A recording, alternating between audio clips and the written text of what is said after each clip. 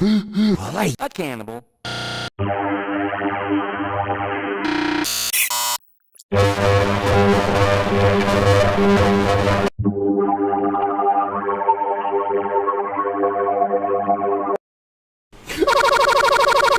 Come on, big brother. You need to rest up and get yourself better.